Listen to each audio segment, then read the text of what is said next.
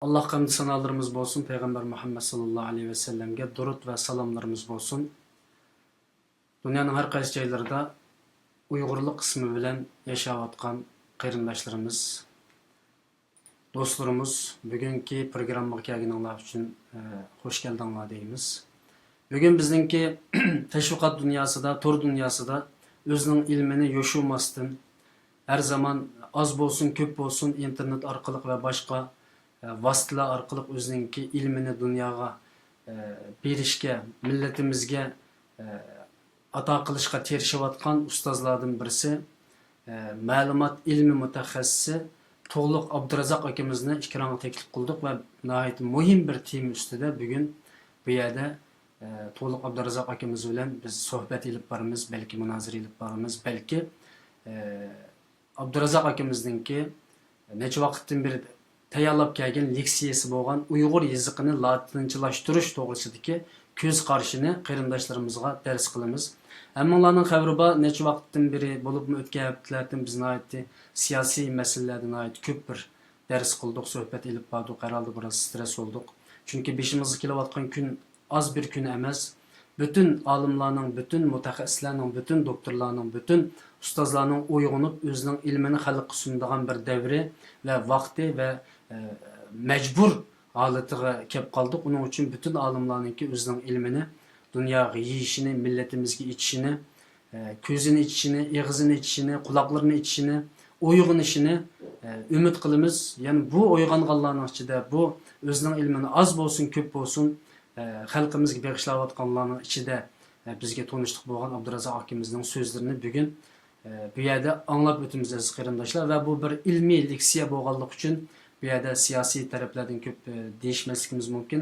Aslida Uyg'ur xalqininki mavjudligi, Uyg'ur xalqininki buningdan keyingi mavjudiyati masalasida besib o'tishga tegishli bo'lgan muhim omillarning birisi bo'lgan til va madaniyatimizga eng muhim aloqador bo'lgan bu leksiya. Buning uchun butun qarindoshlarning bunga ko'ngil berishini, diqqati bilan anglashini, albatta necha vaqtdan beri deb o'tib ketayotganimizga o'xshash o'zining inkoslarini erkin ozoda bizningki bu naq maydon programmamizning ostiga yozishini, hatto programmamizda ekranimizda ko'rib turayotgandek bizning telefonimizga naq maydondan telefon qilib To'g'liq Abdurazzoq akamiz bilan bevosita so'zlashsanglar bo'ladi, ahvol so'rasanglar bo'ladi va tushunmagan masalalar ustida har qanday savol bo'lsa, har qanday taklif, fikr, tanqid bo'lsa o'tirib qo'ysanglar bo'ladi. Bu so'zingiz to'g'ri, bu so'zingiz xato deysak bo'ladi, ammo albatta bütün narsa ochiq holatda o'tirib qo'yilsa, inshaalloh bundan keyingi munozara axloqimiz, suhbat axloqimiz va yasham aloqa axloqimiz inshaalloh isloh bo'ladi deb qarayman. Chunki biz oldi deyilmay keynida o'tirib qo'ydigan masalalar nihoyat ko'p yuz berib o'tadi nurg'un qarindoshlar. Albatta bu yerda o'tirib qo'ysanglar biz bundan mamnun bo'lamiz, suyunamiz. Ammo ba'zan qarindoshlarimiz inkoslarini menga bildirdi. Bularning ma'lum o'ziningki diqqat qiladigan taraf bo'lganligi uchun ularni hurmat qilish uchun ularning inkoslarini oldim. Inshaalloh bu Uyg'ur yozig'ini latinchalashtirish masalasida To'g'liq Abdurazzoq akamizningki ko'z qarashini anglaymiz va buningga qarshi fikrlarda bu yerda albatta munozara, suhbat ilib boramiz aziz qarindoshlar. Naq maydonga telefon qilsangiz bo'ladi. Men so'zni To'g'liq Abdurazzoq akamizga bersam, yani o'zini o'tgan qitimliq programmamizda nihoyat az tunib chiqqan edik. Bu qitimmi o'zining tarjimalatini nihoyat qisqa bir shaklda bizga o'zini tanishtirib bersa, undan keyin biz hemen shu darsimizga, leksiyamizga kirib ketsak degan umiddaman aziz do'stlarim. Assalomu alaykum To'g'liq Abdurazzoq aka, qanday ahvollari, yaxshimi? Ikramimiz xush keldilar. Va alaykum assalom. O'zingizning ahvolingiz qanday aka? Yaxshi, alhamdulillah. Biz bu leksiyani ekran qilib chiqish uchun soatlarcha bu yerda terishyapmiz. Oxirida ekranga olib chiqdik inshaalloh. Men bu texnikalik masalalarga bir qarashga majburman hozir. Shunga so'zni sizga beraman va o'zlarini qisqacha jamoatga tanishtirib o'tishlarini umid qilaman. Marhamat. Assalomu alaykum. Shu ekran oldida o'tirgan barliq ko'ruvchilarga o'zimningki shu salomimni yetkazman. Oldi bilan endi shu Husayn Tejalli hukumimizning shu ishlar ustida o'zining qo'shgan shu өткізген вақытлары мұшыныңға бәйген әшінімлер үшін өзімніңки ақиқатан миннәттарлығымны білдірме. Мен аз солым işlerden бұған бұғашқа Hüseyin inimizдің bu işler to'g'riliq qanchalik ajr berib atganligini ait abdan tushunman. Shuning uchun alayda rahmatni bildiraman. Endi bugungi mazmun asosan shu Uyg'ur yezigini latinchash to'g'risida o'z qarashimni o'tirib qo'yman. Bu mavzudan chekinib ketmaslik uchun o'zimni oldi bilan bir qisqacha tanishtiraylik. Endi bu tanishtirish kelgan chog'da Hüseyin inimiz bilan maslahatlashdik, paranglashdik. Endi 2 minut vaqtni 2 minut vaqt bersanlar, o'zimni qisqacha tanishtiraylik. Tanmaydiganlar meni azroq tanishib olishini, taniydiganlar meni bekkarak tanib olishini bilishim kerak. Endi o'zimningki kichigimdan tortib men shu tilga qiziqatdim. Lekin o'zimning kasbim, endi jon boqizgan kasbim asosan shu ma'lumot ilmi bilan bo'lib kelgan. Men 1988-yili shu Sharq Turkistondan chiqib dastlab Angliyaga chiqdim. Angliyadagi shu Warwick University degan institutida, matematik institutida men 1 yildak shu tadqiqot ilib berdim. Shu jarayonda Amerikaga keladigan bir his paydo qilib, shu vaqtlarda biroz tirishib, TOEFL degan imtihon, GRE degan imtihonlarni o'tib, mana shu Amerikaga UNC Chapel Hill deb shu dunyo atoqli maktablarning birisi, shu yerda matematik fakultetiga kirgandim, u yerda doktorlik o'qigandim. Endi keyin shu doktorlik o'qish jarayonida bo'lib, oxiri 1 yil qolgan chog'da shu mening bir hayotimni o'zgartirgan bir ish bo'ldi. U bo'lsa shu applied mathematics sohasida bir atoqli bir olim Weiss degan bir professor bizning maktabga berib shu yerda bir leksiya bergan chog'da shu men bilan bir ayrim suhbat shu vaqtida siz endi shu sap matematik tadqiqotni qilgandan ko'ra sizning qobiliyatingiz shu applied mathematics, shu qo'llanish matematik jihatdan siz shundan ilgari sura olasizkan deb shu vaqtida meni shu o'zi shu vaqtida shu North Carolina State University deb shu yerda bir applied mathematicsni ait ilg'or bir kasb bor. U bo'lsa shu biomatematik degan kasb. Shu 3-yilda bitirgandan keyin men shayga bergan qaytadan shu biomatematikni o'qib bu yerda unvonlarga erishib, shundan keyinlar shu asosan bu 90-yillardagi gaplar, 90-yilda maktab kirdim, 90 bir 3 yil 4 yilda jarayon ketganini bitirgandan keyin men shundan tortib hozirgacha shu ma'lumot ilmi sohasida ishlab kelyapman. Undan keyin shu nurg'un cho'ng shirkatlarda ishlab keldim. Bu kasbimni hargiz tashlamadim. Lekin mening abay deb o'tganda kichigimdan tortib shu tilga bo'lgan bir xil nayt bir havaskorim nimam bor-da. Shu 5-6 yoshlar vaqtida qo'dayman shu vaqtlarda opam rahmatli menga shu har xil shu Uyg'urchaning koni yezig'i deymiz, yangi yezig'i deymiz, hatto shularga Sirilik yeziklerini tortib Rusiyada ishlatadigan shu vaqtlarda. Shulardan tortib men o'rgatib kelgan. Men shu vaqtlarda garchi maktab Uyg'urcha maktabga muntizim maktab kirmagan bo'lsam-mu, shu vaqtda tortib o'zim taklashtirib, uni o'qib men har xil harflarga men bo'lganimda. Endi bu bir qilayotgan ish. Endi shu Amerikaga kelgandan keyin bir 10 yildak uyg'urlanguage.com, ya'ni uyg'ur tili.com deb bir to'rbatni ochgandim. U to'rbat asosan shu biz endi yangi yiziq deb ataymiz, bilan shuni tanishtirishman. Shu orqali bo'lgan yiziqni tashviqot qilgan 10 yildan keyin men taqvatdim. Taqvatganning sababi shu Uyg'ur hozirgi zamon yiziqi, ya'ni biz koni yiziq deymiz, ba'zilar uni hozirgi zamon Uyg'ur yiziqi deymiz. Shu ba'zilar arabchadan asoslangan yiziq deymiz. Amaliyotda shu Uyg'urcha yiziqi qaytadan ko'tarilganligi men taqab turib, endi shu qaytadan o'zimizning Uyg'ur yiziqi yaxshi ekan deb shuningdan endi nurg'un materiallarimni yangi yiziqdan shu hozirgi zamon Uyg'ur yiziq almashtirib, men uni tashviqotlarni ilib beryapman. Uni to'xtatmadim, uni davom etishyapti. Endi qani men bir şeyga o'zimni tanishtirib o'taman. Endi Husayn uka bir vaqt jiq bo'lib ketadigan o'xshaydi. Siz yana agar mushu to'g'riliq hamda bir tanishtirish to'g'ri kelsa, siz menga deysiz, men bir tanishtirsam bo'ldi, lekin men bir şeyda hozir qilayotgan kasb bir şey to'xtay deyman. Qolgan tanishtirishlarni keyin ayrim özüm tanıştırsam bulaver. Hozir qilayotgan kasbingiz-chu, kasbingizni. Men abay Mhm. deb o'tdim shu. Hozir men endi Ishlayotgan xizmatingiz yani. hozir men qayta ovoz bek chiqyapti-da. Yo'q, siz nima qiling, men mana ijroqroq tutay. Biz ma texnikalik masalalarda qarindoshlar, bizning televiziya stansiyamiz bo'lmagandan keyin bir to'g'liqkan bilan bir tarafdan telefonda aloqa qilyapmiz. Ovoz telefondan kiryapti. Sizlarga bu kompyuter orqali yo'llab beryapmiz. Uning uchun ba'zi ovoz qaytalanib ketish ahvollarimiz yuz beradi. Hozir yaxshimi ovoz? Endi bo'ldi. Men endi hozir kasbimni so'ramiz. Men o'zimningki endi shu ma'lumot data scientist deydi, senior data scientist deydi. Endi uyg'urchani qanday tarjima qilamiz uni ba'zilar ilmiy ma'lumot ilmiy mutaxassis deydi, ba'zilar ma'lumot ilmiy olimi deb tarjima qildi. Bu scientist degan ingliz so'zni endi qanday tarjima qilish. Lekin men o'zimni shu ma'lumot ilmiy mutaxassis deb qo'ymayman. Shu ishlar. Ya'ni hozir shu ishlayotgan organning ismini demoqchi-ku men aslında. Endi u Maxfiymi yoki? ya maxfiy emas, endi shu private shirkat, endi shaxsiy shirkatlar bo'lganda shirkatningki Impact International deb bir cho'ng o'ttir darajalik 500 ta tarafdagi xodimlarimiz bor. Shu shirkat endi asosan ma'lumot tadqiqot bilan shug'ullanaman. Endi konkret ishlarni endi nurg'un ishlardan. Bo'ladi, rahmat.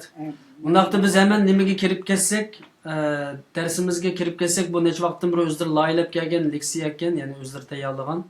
Buning hamda sizning xabarlari bormi shu yaqinqi zamon vaqtda shu latincha yoziq ishlatish, latincha yoziq ijod qilish yoki ishlatish, uyg'ur tilini latinchalashtirish va yoki pinincha degan gaplarmi chiqdi keyin. Mana shunday masalalarda xalqarodagi uyg'urlar bo'lam ziyolilar orasida, ma'lum tilshunoslar orasida va yoki shu internet dunyosida ma'lum surkilishlar yoki gap munozirlar bo'ldi. Buningdan xabarlar borsinki, buning bo'lib shu uyg'urchiningki latinlashtirish masalasida nihoyat jiddiy qarshi chiqqan shaxslarning birisi. Buning hamda o'zlariga loyiq nurg'un ko'z qarashlari bor. O'tgan qitimliq programmamizda bu ko'z qarashlarni o'ttirib qo'yib o'tgandilar. Ammo ayrim bir dars qilmagan vaqt bir isbot ko'rsatishni bizim talab qilmagan to'q. Bugun men naq maydonda nima uchun bu uyg'urchani latinchilashtirsak, albatta buning xatiri bor deb qaraylar buni xalqimizga shu ilmiy shaklda o'zlari tayyorlab kelgan bu leksiyani men daskaga chiqarib turman. Bu shaklda shu isbotlab bersa, shuning qarta agar to'liq isbotlab bersa, inshaalloh biz uyg'urchani latinlashtirmaymiz. Agar isbotlab beramizlar, bu uyg'urcha avtomatik latinlashib ketyapti, ya'ni latincha yoziqqa almashib ketyapti. Masalan, mening ishkironimda hozir ostida latincha yoziqlar bor. Telefon nomerimiz bor, o'zimizning reklam e'lonlari bor. Masalan, shuning o'xshagandek avtomatik ishlatmayli desak, kompyuter taxtasini qo'limizga olgan vaqtimizda, masalan, bizning com.org nil degandek shu websayt adreslerini yozgan vaqtimizda latincha ishlatyapmiz hozirgacha. Uning uchun bunga bir jiddiy bir isbot, jiddiy bir o'tirib qo'ydigan masalalar bo'lishi kerakki, biz bundan ko'nglimiz amin topsin. Undan keyin yo'q bu latinchani ishlatmasak bo'ladigan degan yerga bugun kelaylik. Ya'ni shuning uchun men hozir darsni ochdim, birinchi betni. Buningda asosan uyg'ur yoziqini latinlashtirish to'g'risida ko'z qarashim deb boshlablar. Undan keyin ikkinchi betda birinchi betga kelaylik. Birinchi bet. Bu bizningki bugun tunji qitim mening programmamda daskada PowerPoint shaklida dars qilishimiz, shuning uchun ba'zi biroz astroq bo'lishi mumkin. Birinchi betni ochdim. Shuningdan biz nima uchun degan bu savollarga boshdan o'zlari so'zni berman, marhamat. Javob bersin bo'ldi. Endi arbay o'tib qo'ygan savollarga asosda bir-birlab shunga kelamiz. Endi oldinda men birinchi betda men shu uyg'ur elitasiniki tarixi to'g'risida qisqa bir bayon qilib o'tay dedim. Endi bu to'g'riliq o'tganda Qahar afandim, undan olim viloyat afandimdan azroq so'zlab o'tgan. Endi bu yerda inchiklab so'zlab ketishning hojati yo'q. Endi biz Uyg'urchada endi eski Uyg'ur adabiyoti deydi turishda endi. Dastlabki ko'ni Uyg'ur alfabetlari shu 5-asrdan 10-asrgacha shu vaqtda So'g'di alfabeti deb atilgan alfabet paydo bo'lgan. 5-asrdagi gaplar. Ondan keyin shu eski turishcha deydi endi. Ko'ni turishcha deb olsak bo'ldi. Ondan bu Uyg'ur, endi odatda Uyg'ur deb bilindi, lekin Uyg'ur deganda men Uyg'ur deganninki bir boshqacha atilishi deb qarayman-da. U 11-asrdan 18-asrgacha davom etgan. Endi o'ng qo'l tarafdagi rangli rasmni qaraydigan bo'lsak, bu shu o'z vaqtidagi shu Uyg'urninki yiziqiningki bir misol ya. Bu yerda mening bilishimcha, endi bu yerda xatolashib ketishim mumkin. Mening bilishimcha, hozirgi mo'ng'ulchilar shuning o'xshab ketgan bir yiziq chiqyapti. Men bir şeyler to'xtadim. Endi atıldık eser şu endi zamonaviy Uyg'ur ilipbelleri. Zamonaviy Uyg'ur ilipbelleri qachondan boshlagan deganda 10-asr. Ya'ni shu 10-asrdan boshlab endi Uyg'urlar islom musulmonlar, musulmon diniga e'tiqod qilgan barliq millatlar, qavmlar hammasi shu Arab yizigini asos qilgan shu yizigini ishlatishga boshlagan. U 10-asrdan boshlab shu 19-asrgacha bu davom etib ketdi.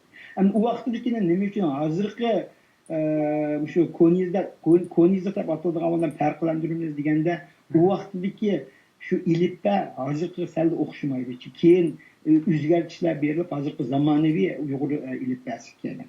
Bu. Endi 1965-yillar atrofida shu Xitoy hukumati tomonidan tavsiya qilib, dag'dug'liq holda shu Uyg'ur yangi alfabetini o'ttirib qo'ygan. Bu Uyg'ur yangi alfabet degani asosan shu inglizchadan asoslangan. Inglizcha asoslanib, uningga bir qancha inglizcha harflar bo'lmagan harflarni qo'shib shuni qilgan. U ta 65-yildan ta 1983-yilgacha hukumat tarafdan maxsus tasdiqlanib, shu barliq kitob, jurnal, shu ishqi basım materiallarının hammasini shu Uyg'ur yangi alfabet bisilgan. Buni 40 yoshlarni oshganlarning hammasi bildi shu vaqtlarda ishlarni. Bu to'g'ri ekan, birdan to'xtalma. Endi hozirgi zamonga kelsak qanday bo'ldi degan 83-yilda ya'ni toza shu yangi yiziq shundoq tarqalib hammadan ishindagi ahvol kelgan chog'da 1983-yilda yana shu tuyuqsiz oldi qanday bo'ldi deganda Xitoy hukumat tomonidan biz aslidagi shu Uyg'ur alfabet qaytib boraylik, Uyg'ur ilipbasi qaytib boraylik degan qarorni qilib, shundan 83-yildan boshlab shu barliq bisilgan materiallar, maktablar hammasi bir kechadagida shu yangi yiziqni tashlab shu ko'niziqqa deb ko'niziqqa qaytgan bo'ldi. Shundan tortib ta bugunga qadar biz ishlatayotgan ba'zilar uni Uyg'ur ko'niziqi deymiz, amaliyotda Uyg'ur zamonaviy ilipbasi yoki zamonaviy yiziqi shuni ishlatib kelyapmiz, bu davom etyapti. Endi mana tuvandagi sal bo'sh nishlar rangda uning korobkaning ichiga solganimiz shu hozir ishlatayotgan shu 32 harfni tarkib topgan bizning Uyg'ur ilipbasi bo'ldi. Endi bu yerda ü bilan üni men ayrim yerda ranglik berib qo'ydim. Bu mening anglashimcha, mening bilishimcha shu 63-yilda deyman, 63-yili nuqani qo'shilgan yangi harflar. Aslidagi Uyg'ur ilipbasida 30 harf bor. 30 harf bor. Endi shu ikkinchi betga kelgan bo'lsangiz,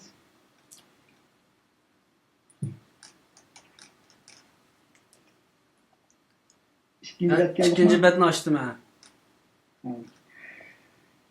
Bu mana hozir men mayada ma'ni ataytim shu hozirgi zamon Uyg'ur ilipbasini ko'rsatdim.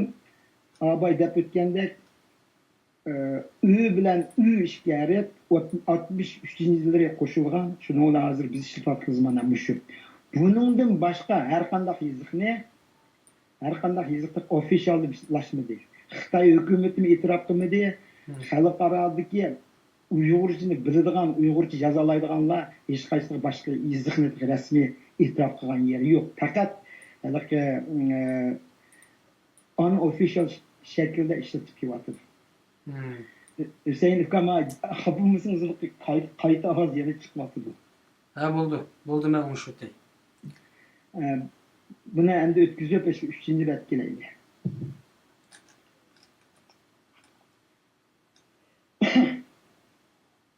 Üçüncü bet geldim. 3. bette suratlik kılıp mana hazır şu tarqılayotgan nurg'un şu Uyg'urcha besilgan kitaplarning suratlarini, andikin to'rbatlarni, andikin hatta tuyan taraf qaraydigan bo'lsanglar, pulni. Şu xalq puli var-ku, Xitoydagi xalq pulining ichidami shu Uyg'ur yezigida yozilgan nimasi bor. Demak, Xitoy hukumatimi shu bizning hozir ishlatayotgan zamonaviy yezigimizni e'tirof qilyapti. Uni yo'qotgan yeri yo'q. Endi eğer kitaplarni oladigan bo'lsak, bu bir qism nihoyatda muhim, nihoyatda yaxshi kitaplar. Masalan, Uyg'ongan zimin deymiz. Nima Abdurrahim Ötkürkam yazgan. Endi keyin nima Anujurt degan 3 tomlik kitap bor. Gordon Kabirkamning yazgan. Endi meyil qaraydigan bo'lsak, mana Jallod Xonim degan kitap. Endi shunga o'xshash diniy jihatlardan Qur'onni tarjima qilinib bo'ldi. Diniy jihatdan har xil nurg'un Husaynimiz obdan bildi nurg'un kitaplar. Bularning hammasi degidek shu koni yezikda besilgan kitap. Agar biz shu yeni yezikqa yoki mesela shu hozirgi atalmish latin yezigi tayinlagan bo'lsak, bu materiallarning hech qaysisini biz foydalana olmaydigan qolamiz. Xo'sh, endi yana bir gap o'tsak. Yani sizin demek çoğunuz muşu eğer muş Uygur yazıkıdan hazır başka yazık köçüdüğün bulup kap kalsak biz bu kitaplarının hemiz peki alıp bu kitaplarının Latince yazıkka tercüm kılışık doğru keldi demekçisiz. O bir endikin şu yeni yazık terbiyelengenler, endikin yeni başka yazıklar terbiyelengenler bu kitapların hiç kaysını okuyamaydı. O bir. Mesela nahiyeti bir mühim sualını sordunuz. Ben abay dep öttüm o. Mesela 63. yıldan başlayıp 83. yılga okugan şu vaqtlar Uyg'urcha maktablarda okugan bolalar keyin şu konizlik bilan yaxshi o'qolmaydi. O bir farqli. O bir andikin keyin masalan 83. yildan keyin şu konizlikda o'qigan o'quvchilar qanday bo'ldi deganda burungi yeni yazık besilgan materiallarni o'qolmaydi.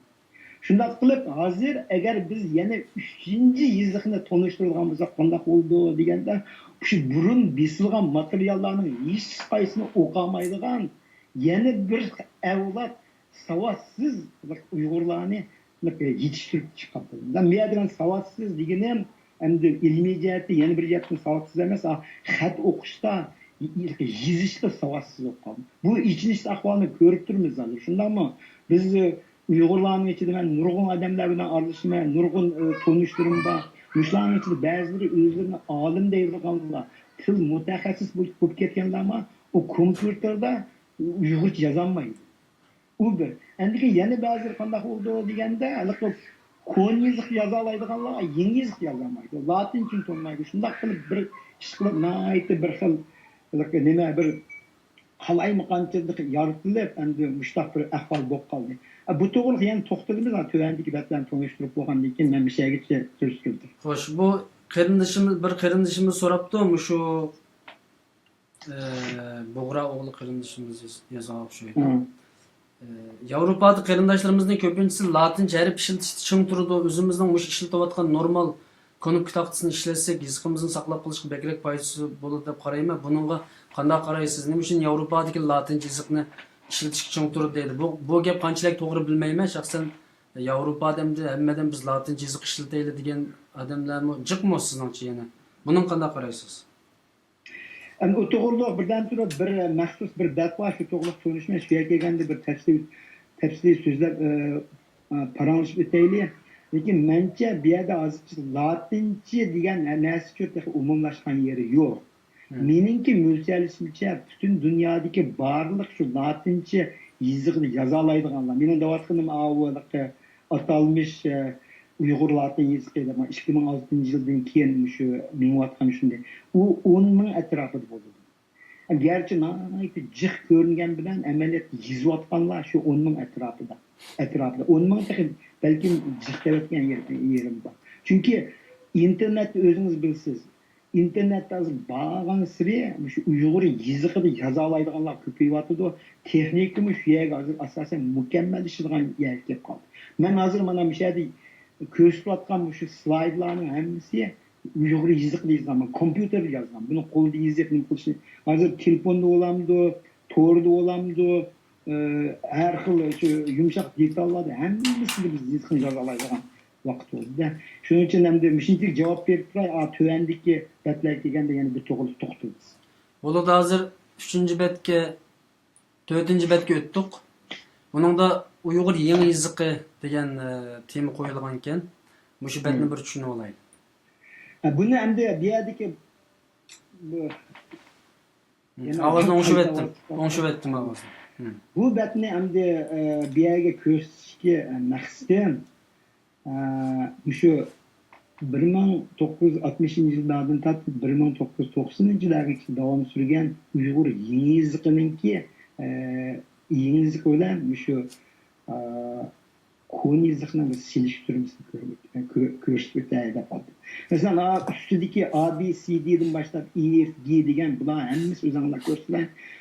Ranglik bo'yoq bermaganlar inglizchaninki 27 harf. O'zinglar ko'rsizlar. Endi yangi yiziq qanday qilib tuzildi deganda shu yangi yiziq shu 25 inglizcha harfninki ustiga yana 7 yangi harfni qo'shib yangi yiziq tuzilmiş.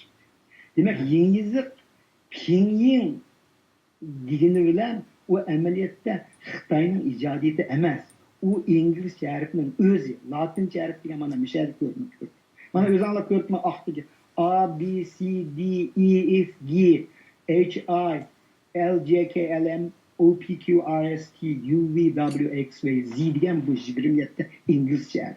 Endi oxirgi G, H, Q, A, U, J degan mushu 7 harf inglizcha harfning ustiga qo'shilib ma'lumki. Bir yana tuzashda şu tuzilish jarayonida, şu tuzilish jarayonida birisi eng asosligini inglizcha harflar. Inglizcha harf degan latincha eng umumlashgan latincha. Buni hamma xabar oldi. Andikina H, P, J uch harfni oldigan bo'lsak, bular faqat qanday qildi deganda ki Z harflarga astidagi bir quyruqdan do'q shunda bir narsa bekish orqali farqlantirib nihoyatda oddiy qo'bilgan bir shaklga ekelgan. Bu bir. Andiki mushu yangi yiziq deb atilgan mushu yiziqimiz shu yillarda, ya'ni bir 30 yildak tarix davrida butun Sharq Turkistondagi 10 million qatorliq odamlar mushunda savod chiqqan. Hazır mushu ekran oldida o'tirib meninkini anglayotganlar buningga balkim ma'qul ko'ryapti-da, shu nurg'undirmishlar. Asosan shu o'qalaydi. Amaliyotda agar latincha qaytimiz, latincha Uyg'urcha latinchalashtiramiz yoki latincha qaytimiz deydigan ish bo'lsa, mushuni o'z ayni peti agar qabul qiladigan bo'lsak, bu Xitoy hukumatı bir qaror qilgan bo'lsa, hammadan buni qaytib ketadi. Qaytadan yana bir yiziq ijod qilishning hech qanday hojati yo'q. Men shu sababdan ma'ni ko'rsatdim. Endi yana bir o'tkazsangiz. Bu yerda bir qarindishimiz savol so'rabdi. Hozir mushu Yevropaga asosan mushu Uyg'urlar taqilib ketdi, butun dunyoga deydi. Dilmurod degan qarindishimiz Uyg'urlar butun dunyoga chechildi. O'rta Osiyo deymiz, Yevropa deymiz, Amerika deymiz. Mana mushundaq latincha yiziq hozir bizga muhim, lozim. Rossiyada, O'rta Osiyoda, Avropada cho'ng yiziqni oz odam biladi. Ya'ni ko'n yiziqni demoqchi ekan. Ko'n yiziqni, ya'ni hozir bizning ishlatayotgan Uyg'urcha yiziqni oz odam biladi. Aloqa qilish latin yiziq hozir bizga kerak deb yozibdi. Ya'ni buning qanday qaraysiz? Endi bu yerda mening qisqa javobim o'zingiz bilsiz. mutlaq ko'p qismdagi Uyg'urlar, bo'libmi Sharq Turkistondan keyin chiqqan Uyg'urlarning hammasi Xitoycha harflarni, Xitoycha xatlarni yoza oladi. Shunami? Xitoychani o'zinglar bilasizlar-ku, Xitoychani kom deganda bir 20 ming xatni bilmaydigan odam kompyuterda bir nimani yoza olmaydi. Shundaqmi? Endi biz Uyg'urcha keladigan bo'lsak, agar biz ashada 32 yana 32 harfdan tarkib topgan Uyg'urchani yoza olmaymiz deydigan bo'lsa, u vaqtida bu o'ziga ham shu shaxslar o'ziga bir savol qo'yib qo'ysa bo'ladi. Hamma narsa tayyor turibdi. Kitoblar bor, kompyuterlarda yozgan oldu. Menga jiq vaqt ketmaydi. Naytdi. Bir yoki 2 hafta ishlatib, to'xta, mushu o'zimning ona tilimga, o'zimning ona yezig'imga, mushuni men bir o'rganib boqaychi desichu, o'rganib ketib bo'lmaydigan narsa emas. Abay deb o'tganda o'zi har qanday yeziq bilan silishtirib ketmoqlar. Har qanday yeziq bilan silishtirib ketmoqlar. Bu o'zimizning ona tili, ona yezig'imizga hammadan oson to'xtaydi. Endi abayga inimizning degan nimasini men to'g'ri tushunaman. Endi hozir biz endi latinchani asos qilgan davlatlarda yashayapmiz. Shundami? Endi Arabistonning o'ziga olmaganda, masalan, Arab davlatlarini o'z ichiga olmaganda Turkiyada bo'lamdi, yoki O'rta Osiyo davlatlari bo'lamdi, Yevropa ellarida bo'lamdi, biz bosh Amerikada yashayapmiz.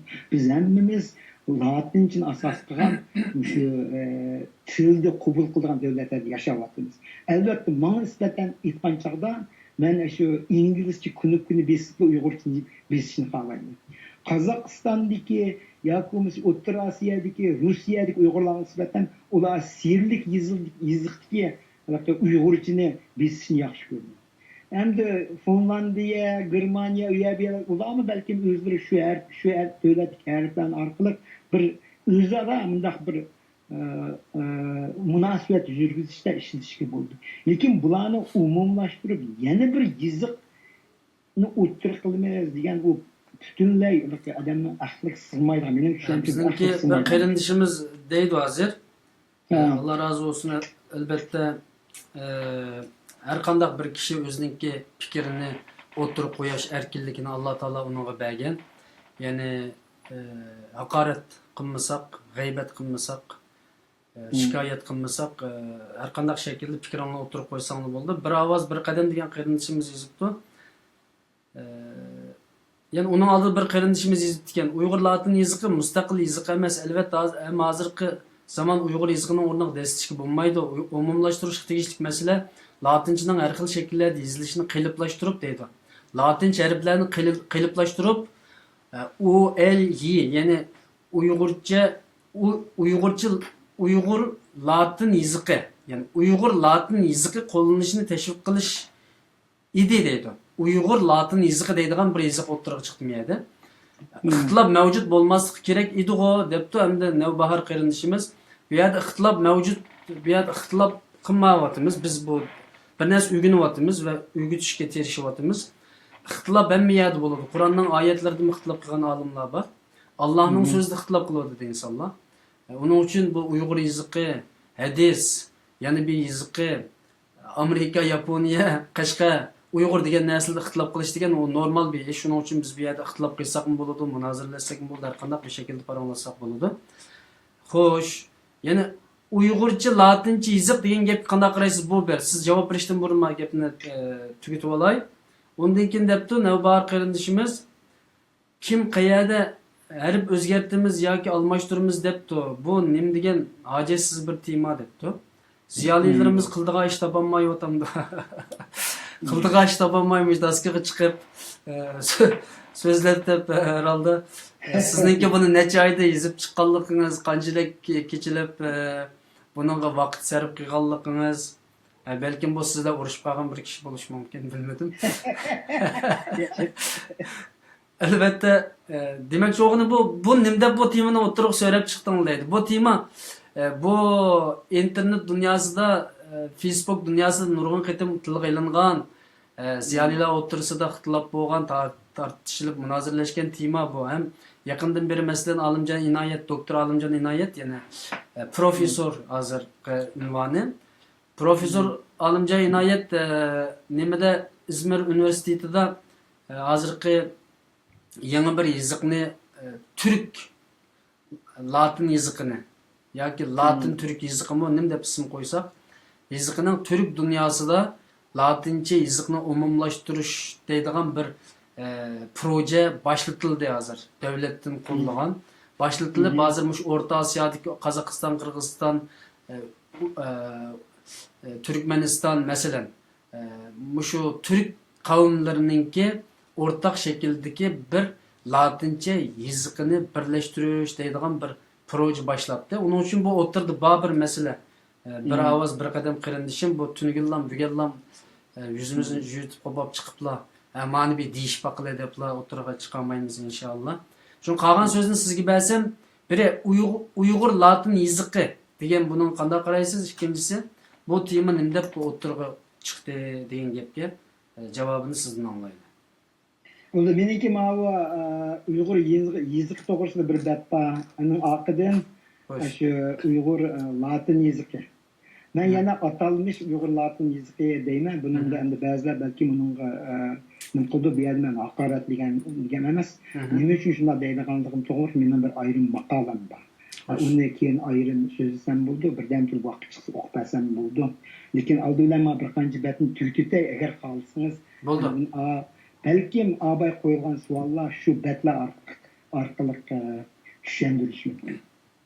Bo'ldi. Undaqda 5-betga keldim. 5-betdan boshlaymiz. Mana 5-betda yana shu Uyg'ur yangi yiziq bilan shu inglizcha ilibani bir silishtirdim. Abay men sol qo'l tarafdagi inglizchaning 27 harfdan topgan inglizcha ilibasi. O'ng tarafga qaraydigan bo'lsak, Uyg'ur yangi yiziq ilibasi. Uyg'ur yangi yiziq ilibasi amaliyotda nihoyatda mukammallashgan latincha nusxasi. Mana bu yerda ko'rib turibsizlar. O'zinglar mushning qarab o'ng qo'l tarafiga jadval qarab buni ingliz deyishinglar mumkin, lekin mavu Uyg'ur naq Uyg'urcha o'zi. Uyg'ur yiziq, yangi yiziqi 30 yildak davom surgan, hatto ta bugun qadar nurg'unlig'a endi ko'niz ko'namiganlar hozirgacha mushuni ishlatib turibdi. Shuning uchun men ma'ni uya qo'ydim. Endi yana bir bat o'taylik. 6-betga. 5-betninki ostida ikki programma laylanib ekan. 5-betning ostida. 5-betninki bir ikkinchi sixmisi bor ekan, buningda Uyg'ur yangi yiziqida nashrga chiqqan kitoblarning misoli degan tema. Uyg'ur yangi yiziqida. Yani 4-betning keyindan 5. Hemen 5-betninki birinchi ikkinchi sahifasi bor ekan, shuni ochdim. Uyg'ur yangi yiziqida nashrga chiqqan kitoblarning misoli degan tema. Ha bo'ldi ko'rdim. Abay ovoz yo'qolib ketganda shuni biroz unutdim. Endi bu yerda men bu bir ikki misolni ko'rsatishim sabab o'z vaqtida shu yangi yiziqda nashr qilingan kitoblardan bir 200 kitob nashr qilingan. Hatta bu nashr qilingan kitoblarning sifatlari isimlashib, shu hatto lug'atlarni shu bu odatdagi til to'g'risida lug'at emas, texnik jihat lug'atlar. Masalan, men o'zim shaxsan matematika lug'atiga shu lug'atning nimasiga qatnashgan, fizikaning shu Uyg'urcha lug'at ishlashga qatnashgan. Neydi ko'rsatib turganda mana Xitoycha, Uyg'urcha, inglizcha, dorigarlik lug'ati. Bu lug'at o'zi qo'limda bor. Bu 1200 betlik shundoq yaxshi ishlagan lug'atlar. Uyg'urcha, Xitoycha lug'ati deganimiz shu bir 600 betlik shu hammasi shu yangi yiziqda nashr qilingan. Ama yerda 2 betni chiqarib qo'ydim, mana shu kitobning betlari bular hammasi yangi yiziqda nashr qilingan. Demak, men buni ko'rsatishga maqsad shu vaqtida shu Uyg'ur yangi yiziq degan narsa 30 yil atrofida asosan umumlashib bo'lgan. Agar yana bir qatim deyman, agar yangi yiziq ya'ni latinchalashtirish to'g'ri keladigan bo'lsa, Xitoy hukumati Uyg'urlarga ko'ngil bilgan bo'lsa, shu yangi yiziqni bir kechada o'zgartirib hammamizni shunga o'rgatgan bo'ladi. Bu yerdagi maqsad yana bir yangi yiziqni tanishtirish emas. Bu yerdagi maqsad nima deganda, ya'ni shu Uyg'ur latin yezigini yana qaytadan yangi nuqtasini ishlab chiqish bu yerdagi maqsad Abay deb o'tgandek bizning bir avlod Uyg'urlarni yana savadsizlashtirishdagi maqsad bilan bo'ldi. Bu cho'ng maqsad bilan bo'layotgan narsa bu. Shuning uchun ma'ni ko'rsatdim. Yana bir bet o'taylik.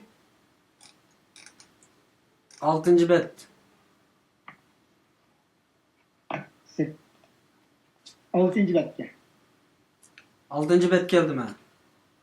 6. betda mana bizning ba'zi bir endi vatandoshlarimiz va qarindoshlarimiz va bular shu yangi yezikni anglasalar, bu Xitoyninki bizga zo'rlab tangan pinyin bu Xitoycha harflari. Bu yerda modatni ko'rsatish maqsadim shularga deb qo'yaylik.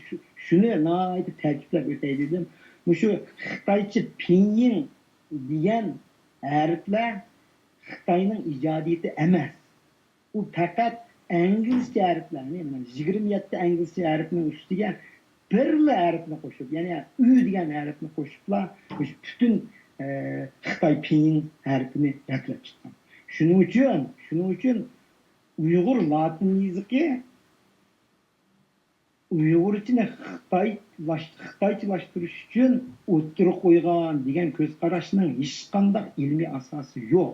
Chunki Xitoyning pinyini İngilizce'den kelgan, Uyg'ur latin yezigimi İngilizce ilifbadan kelgan. Bu bir muqarrar ish deb qaradim. Yana bir bet o'taylik.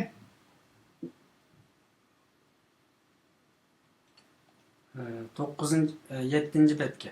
7. betda buni chaqqanla so'zlab o'tay. Bu 7. betda shu Xitoychada Yingbiao deb atiladigan shu Xitoyninki harflarni bir ko'rsatib o'tay deb o'tdim. Bu yerda o'zinglar ko'rdinglar, mana sol qo'l tarafdagi yanala inglizcha harflar va o'ng qo'l tarafdagi mana Xitoy. Shuning uchun Uyg'ur yangi yezigi Xitoyninki deb bu yerda haqlarni qochirdiganninki nimasi toza asosi yo'q. Garchi men bu yerda yangi yezigini tavsiya qilmagan bo'lsam-mu, shu narsa, shu ko'z qarashni taqib olganlarga shu ko'z qarashda bo'lib qolganlarga mushi jadvalni obdan bir silishtirib yaqinlar. Bu pinyin Xitoyninki deganlik bir tamoman xatolik qarash. Xo'sh, endi 9. betga kelsak,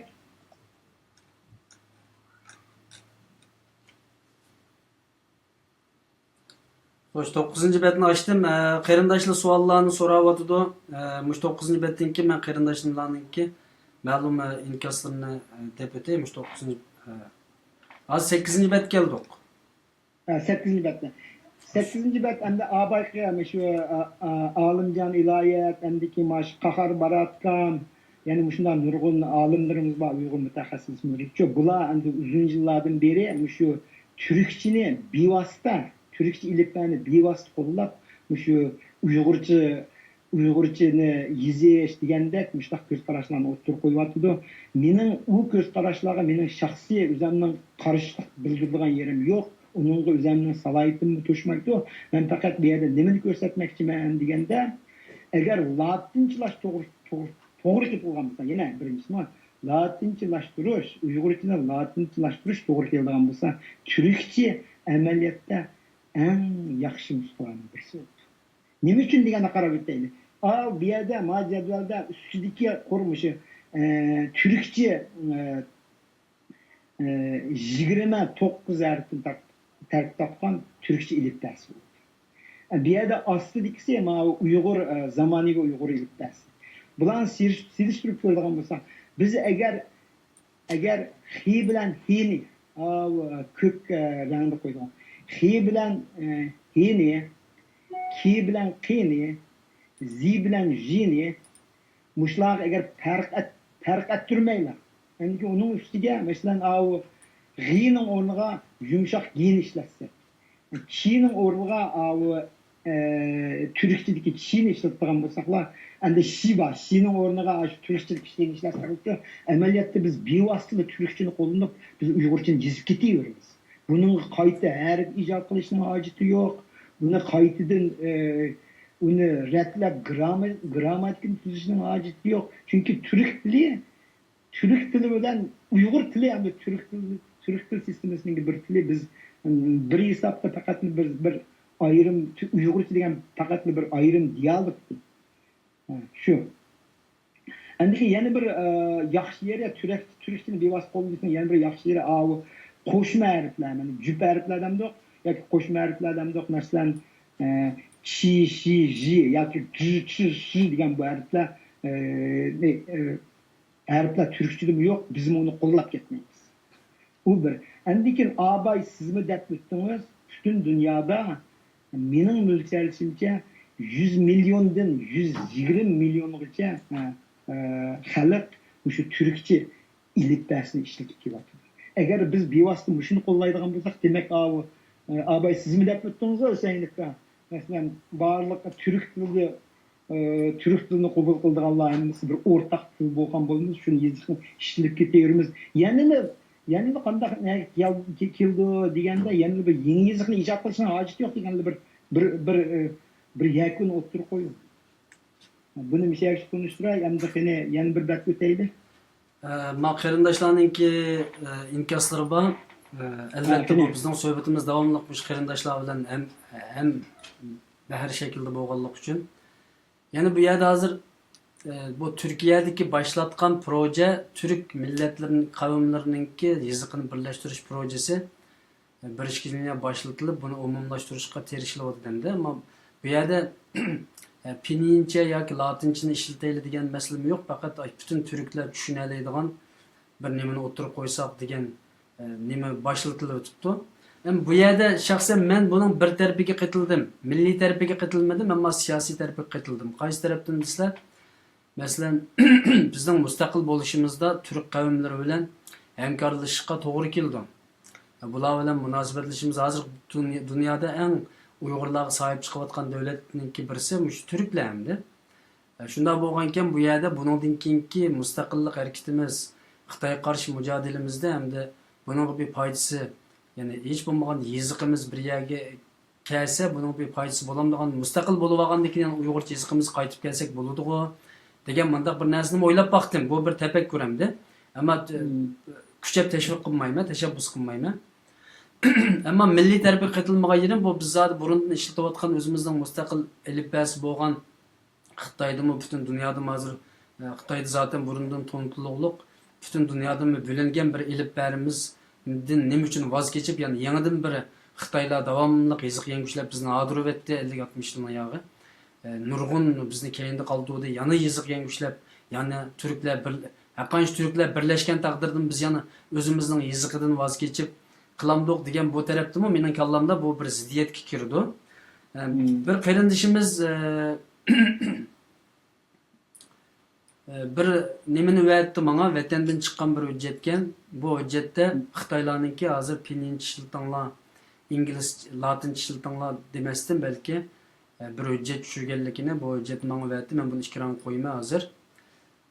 Ishkironga oldim va buni qarindoshlarga tizlab o'qib beraman. Abdulum rayonlik tor bexatarlik idorasininki alohida uqtirishi. Undidor QQ, NICE qatorliq detallarni ishlatuvchi to'rdoshlarga alohida uqtirish.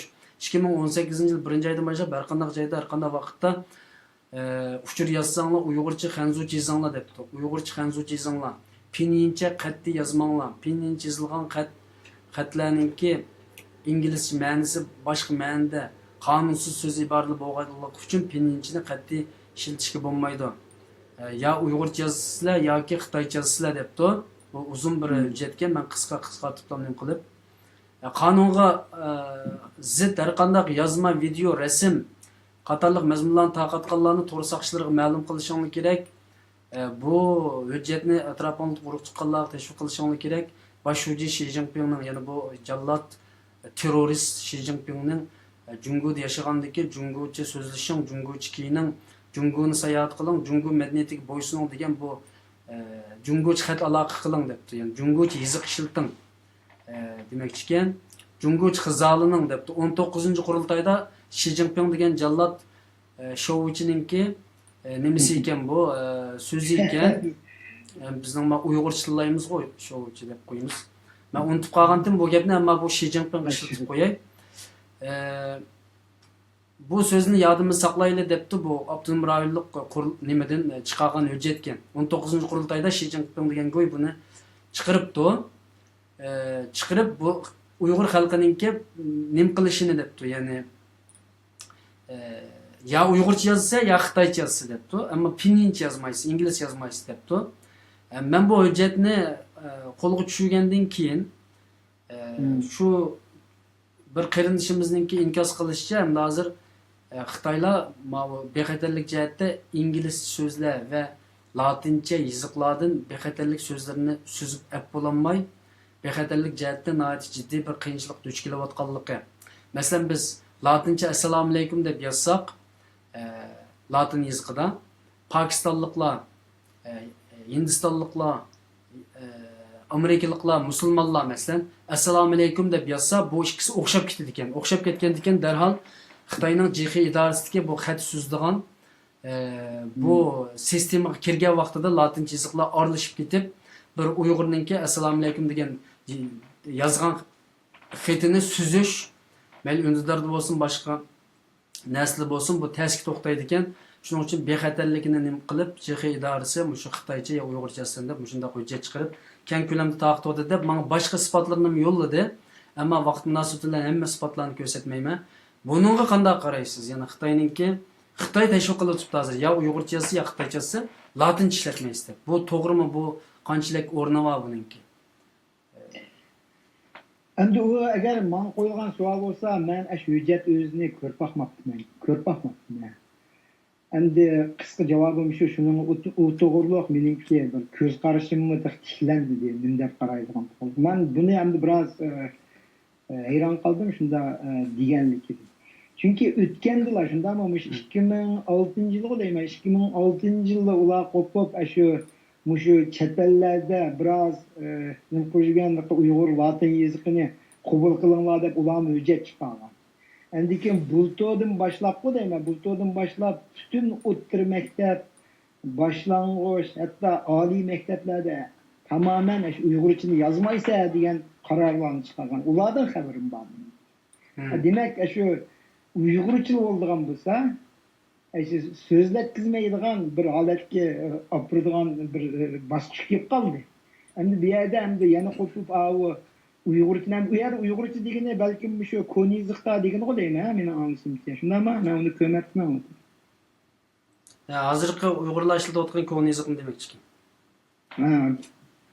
Endi abay men uni deb o'taman. Official jihatdan aytgan chog'da Xitoylar yana shu koni yoziqni e'tirof qilyapti, boshqa narsani e'tirof qilmaydi. Garchi haliqi bir hujjatni chiqarib qo'yib haqni qaymoqda olganligi uni aniq. Endi shu nuqtani ammo bu hujjatni nim qilishni isbotlashimiz kerak. Ya'ni bu isbotlangan bir narsa emas, faqat vatandan chet elga yo'llangan bir narsa. Unda men bu to'g'riliq ben o'zimning fikrimni deb düşünmey, endi meniki shu nima, misha to'xtaydi to'g'ri. Chunki agar rasmiy hujjat bo'lgan bo'lsa, men bir ko'rsatib bir desam bo'ldi. O 8-betdan boshlab nim qilaveraylik bo'ldi. 8-bet tugdi deyman. 8-bet asos turkchani bir qur bayon qildim. Farqini endi bu yerda mening deganim endi shu agar latinchalashtirish to'g'ri keladigan bo'lsa, turkcha eng yaxshi bir usul turkchani qabul qilish. Endi abay haliqqa bir ovoz yana qaytardi biroz qoldi. Xo'sh, o'xshab qo'ydim. Endi abay o'ttirib qo'ygan bir savol var. Yana shu barliq Türk millatlar, barliq Türk millatlari o'rtaq qabul qilinadigan bir yoziqning bar bo'lishi Türk tilida so'zlaydigan millatlar foiz bormi degan. Bu albatta bo'ldi. Men unga %100 tamoman qo'shilman. Agar barliq Türkçe so'zlaydigan millatlar hammamiz bir yoziqni hisoblagan bo'lsak, bizning nurg'un taraflardan, iqtisod jihatdan bo'lsin bo'lamdi, tarix jihatdan bo'lamdi, siyosiy hamma jihatdan nurg'un foiz bo'ldi. Lekin unda bir yer keltirish u bir oson ish emas. Uni hammamiz bilamiz. Hozir bizning qarindosh davlatlarimiz, Qozog'iston, O'zbekiston, Qirg'iziston, shu hammasi o'z oldiga o'zlarining yoziqlarini ijod qilib ular tarqatyapti. Ularga yana bir yoziqni tarqitish, endi bilmadim agar Turkiyadek shunaqa qudratli bir davlat shuni Qo'g'daq nuqtasi balkim shuni oqqiza olishi mumkin. Agar shu yo'lga qarab mangadigan bo'lsa, men undan qo'shilaman. Lekin bizning hozirgi ahvolimizda biz yanala bizga Ya siz mesela hazır Türkiye hazır 8 cumhuriyetini yığıp Türk cumhuriyetlerini Moşu bir yazık Türkiye'deki til yazık alimler bir şey kelip moşu yazıkını biz bütün Türk milletiga işletimiz dep qaz qetilamsız şunu. ketilme, ben ondan ketilme. Bu vaqtda o Latince yazık ama bizim bu Uyg'urcha yazıqımız yo'qolib ketdi o zaman. Yo'q, endi u hozir qarang, abay men deb o'tdim bu undaq yerlarga kelgan chog'da agar masalan hozir bir oldingi shart bor bir endi assumption deymiz. Agar oldingi shartda masalan barliq turk tilida qabul qilinadigan davlatlarning hammasi birlik kelib bo'ldi, biz mushtar bir xil tilni ishlatamiz deganda biz u yoqda Uyg'urlar bir bilguncha olmaymizda unda. Shundaqmi? Albatta bizmi o'zimizni turk millatlarning bir tarkibi deb qaragandek albatta uni qo'shilmaydi. Lekin mening demoqchi bo'lganim endi shu bosqichga yetkicha ya 5 yil ketadi, ya 10 yil ketadi, ya 20 yil ketadi. Endi uni bir nima degani olmaydi hozir. Shundaqmi? Hozir faqat biz hozir qo'l ozitib ko'z oldimizda hozirgi bizga bo'layotgan xavf nima deganni biz o'zimizning qo'limizdan kelishicha bir qilib boqaylik degan gap qol. Mening maqsadim shu, sizning maqsad hammamizning bir banasini bir qilib qolaylik degan maqsad bilan qilamiz. Shundaqmi? Ben ona yeterli cevap aldım. Allah razı olsun. Vaktimizin bir yer biri vardı da 8. bet geldik mi? 9. bet geldik mi? Anlamay kaldım ahir getni. Kaçıncı bet? 8. bet geldik o deyim hazır. 9 mu? Hazır 9. get geldi. 9. Hemen 9. betini açtım. Biraz dinkesilin çünkü yığılları bakken uyak aldırıp kalıp ma dersinki ayağı tüymeye kalmasın deyim ben o. Bunu tüketimiz yani belki ahirdeki sual cevaplar kelganda belki vaqt yetishmasligi mumkin, lekin ma'ni tushunib olayman.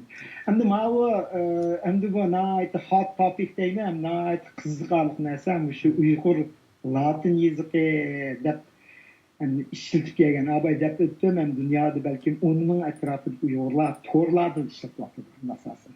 Basma shaklda kitoblarni ko'rmadim. Uni tavsiya qilganlarni anglamadim. Endi hammasi shu Latin yozig'ini ishlatayotganlarmi yana shu Uyg'ur koni yozig'ini e'tirof qildi. Uningga biz daxl soladigan ishni qilmaymiz, uni hammamiz e'tirof qilamiz. Faqat bundaq vaqtincha o'zaro aloqalashishda mushuni ishlasak bo'ladimi keyin deydi. Lekin buningki nima taraflar bilan ko'rsatdi? Yanada men shu inglizcha harflar bilan shu atalmish Uyg'ur Latin yozig'ini silishtirib ketdim. İngilizce abaydatım, İngilizce harfi 27 harfini tarif ettim. Şu İngilizce 27 harf ne? 27 harfin paydında Uygur Latin yazısını işletmeye yararlan olursak şu 27 harfke 13 özgürüş kirgiziş buldu da bu nayte bir çoğun kalaymakan. Özanlar görüyorsunuz. A, B, C, D, E degan E harfinin üçün iki koyulgan narsa uni har qanday kompyuter yezish test. Yazalaydı, lekin yazamaydiganlar nisbatan test. U bir endikin hi harfni ko'rolama shi, ya'ni inglizchadagi X harfi. İngilizce shi harfi ifodalash bu bir qalaymagan to'g'ri kelyapti. Chunki inglizchada uni X deb o'qildi. Bu harf faqatla Rusçada, endiki bu İspançada hidap okuldu. Başka nurgun nimelerde bunu hidap okumaydı. Hani kalan L, C, K, L, M, I, O, P bunun da farkı yok. Endiki çiğ kelgende yeni bir kalan kançı. Özellikle görüyoruz mu? Çiğ diyen harf ne? İngilizce'de Q, İngilizce Q harfi var.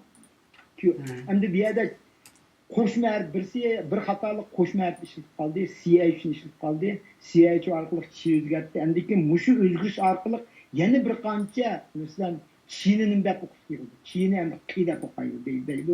Shuning o'xshash SH ni shining o'rniga soldi. Endi keyin xi ning o'rniga hini, Q ning o'rniga qini, İ'nin o'rniga A'ni shunaq qilib 13 o'zgarish kirgizib bo'lgandan keyin endi ingliz harfini bevosita bir nima yozg'ili bo'lgan. Bu kamchilikni ham uzun yillardan beri deb o'tgan gaplar, buningda munozirlar jiq bo'lgan, men bu yerda deb o'tmayman.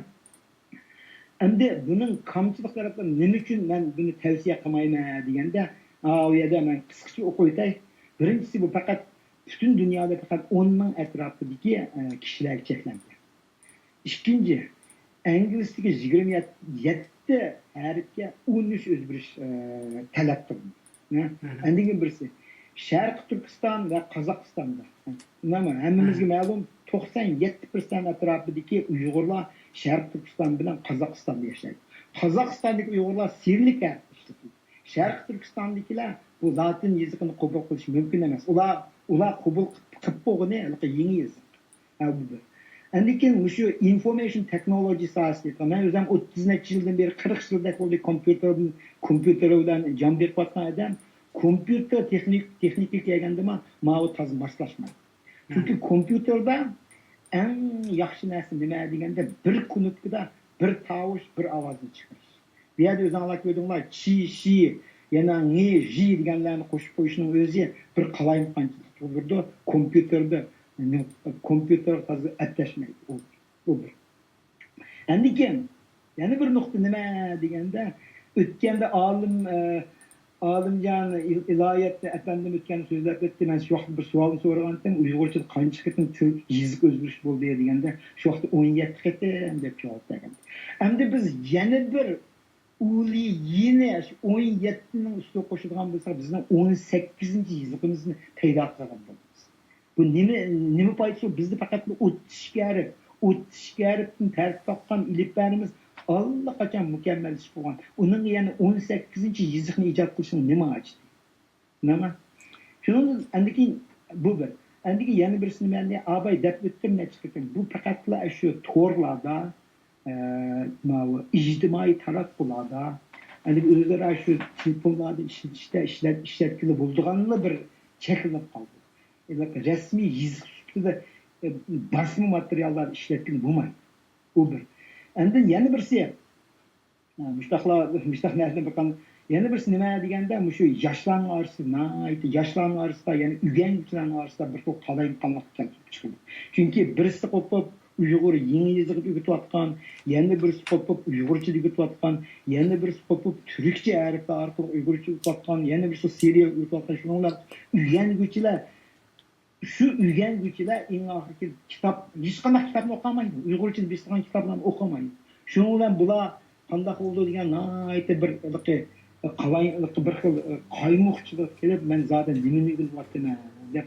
Chunki men o'zim bu to'g'riliq bilman, nurg'un yoshlar bilan aloqalash jarayonida bular u bir xil yoziq yozayotgan, u bir xil yoziq yozayotgan, hatto mening yozgan Uyg'urchimni sizning Uyg'urcha emas ekan deb menga fikr qilyotgan. Ashtaq qilib abayqidagi men Uyg'ur yangi yoziqni yozsam, uni qo'pib siz nimishki umumlashgan Uyg'urchani ishlatmaysiz deb meni haqoratlagandan bo'yatdi. Bularning hammasi shulardan xabarsizlikdan bo'yatgan. Mana bu bir. Endi eng oxirgi kelganda bo'lsak, shu bu yana bir yangi yoziqni ijod qilish, yana bir latin yoziqni ijod qilishning o'zi faqat nima deganda shu endi buni cho'ng siyosiy jihatdan aytganda Xitoy hukumati maqsad qilayotgan ish deb qarayman. Yana bir tarafdan qaraganda nima deb o'ylagan bo'ldi deganda, o'zimiz shu yangi bir avlod, bir savotsiz, yoziq savotsiz Uyg'urlarni tarbiyalab chiqishayotgan bo'lmasa qarab. Endi qani biroz tezlaydi, endi to'yandiklar biroz tez o'tdi. Yana bir bet o'taylik. 10-betga o'tdim. 10-betda men faqat ovozdan 10-betda shu biroz ovozni qaytib. Rahmat. 10-betda shu kompyuterning disk knop taqtislamda kompyuterning keyboardga qaraydigan bo'lsak, Microsoft'dan hozircha shu Uyg'ur 32 harflarning har xil yozilishining uslublarining hammasini kompyuter kirgizib qo'ydi. Mishada mani ko'rib tursangiz, sizlar kompyuterda agar shu ingliz harfining o'rinlariga Uyg'urcha nusxalar mushlarni bostirgan bo'lsanglar, Uyg'urchani o'z bet yoza oladigan bo'lsa, bu nihoyat oson. Bu 2006-yil borib ketdi. Bu bir tasodifiy ahvol emas. Microsoft Uyg'urchani kompyuter kirgizish jarayonida kirgizgandan keyinla oyoqni qanday bo'ldi deganda Uyg'ur latin yezigi paydo bo'lishni boshladi. Amaliyotda toza hech qanday kerigi yo'q vaqtida yana bir latin nusxa paydo bo'ldi. Men shunday qarayman. Maqsad shunday Uyg'ur yezigining umumlashtirilib ketishining oldini olishdi. Microsoft bizanlar bilsa, Microsoft'ta bir xat nusxasini, ya'ni fontni kirgizdi deganda, buni butun dunyoda e'tirof qildi degan. Bizning faqat qila oladigan ish, o'rganadigan narsamiz mushi deyman. Lekin buni aziz tashabbus qiladigan odamlar oz, hatto mushini tushirib olib kompyuter xat yoza oladiganlarmi afsuski noyat asos. Bu. Xo'sh. Endi yana bir bat kelaylik. Mishada qarindoshlarga nima qilsak, bu inkos yozayotgan qarindoshlarmi ba'zan inkoslarni yozyapti. Masalan, Qirg'izistonni Kirgiziston deb yozish, Qozog'istonni Kazakistan deb yozish. Mush masalalarda masalan shaxsan men qiynalaman. Normalda men ki harfini jiq ishlataman. Chunki siz degandek mushu Microsoft nima qilib bergan narsalarga ko'nish masalasida bizda bu vaqtning ketishmasligi yoki o'zimiz bunga alohida e'tibor bermasligimiz tufaylidan mushtaq kamchiliklar chiqyotidi. Bu programmani ba'zi qarindoshlarimiz bu nimda bu tilning gapini qilayotganda, yoziqning gapini qilayotganda deydi. Amaliyotda bugun mushu inkos yozayotganlarning butun xatlarda xatolik bor-da hisobda. Hozir. Mush ko'ra ba'zi inkos yozyotidi qarindoshlarimiz. Masalan, latincha yoziq yozayotgan inkoslarning ko'pinchisi xatoliklar intayin ko'p. Shuning o'zimiz intayin ko'p xatolikning ichida bo'lganligimiz uchun mana shunday darslarni hozirlab, to'g'rilikka hozirlab ekibdi. Biz buni sizlarga ko'rsatyapmiz qarindoshlar. Uning uchun har qanday bir narsani oddiy o'ylamayli. Bugun bo'lmasa atimiz o'gin biz bu qiyinchilik duch kelamiz harflar masalasida. Shuning uchun sabrchanlik bilan buni ko'ngil qo'yib bir sinfda o'tirib dars ko'rayotgandek, chunki oldinglarda daskada bizningki xatlarimiz chiqib turibdi. Bu shaklda olsanglar yaxshi bo'ldi. Va 10-betga 11-betni ochaymi? 11-betga keldik. 11-betda Uyg'ur yangi yoziqini boshqa latincha nusxalarga selishtirganda degan tema kelibdi. Xo'sh. 11-betda yana bir jadval orqali bir tushunchalarni ko'rsatay dedim. Eng ustidagi endi Uyg'ur yoziqi. U ba'zilar Uyg'ur qo'ni yoziqi deydi, men endi Uyg'ur zamonaviy yoziqi deyman. U o'tishga erkin tartib topgan.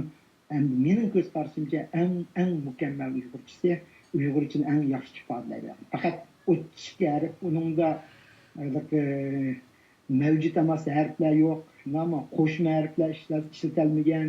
O'zgartish ketmaydi, shuni bevosita ishlasak bo'ldi. Abay men Microsoftning kompyuter diskisidan o'qisayimda kompyuter taxtasi, taxtini ko'rsatdim, shu taxtni kirgizib qo'ygandan keyin bu hech qanday boshqa o'rganish ketmaydi. Faqatla yana bir hafta yoki 2 hafta o'tirib to'xta, men Uyg'urcha yozaychi degan narsa niyatda bo'lsa, buni yozib ketalaysiz. Men shuni deyman. Endi ikkinchi qurda Uyg'ur yangi yoziqini topildi.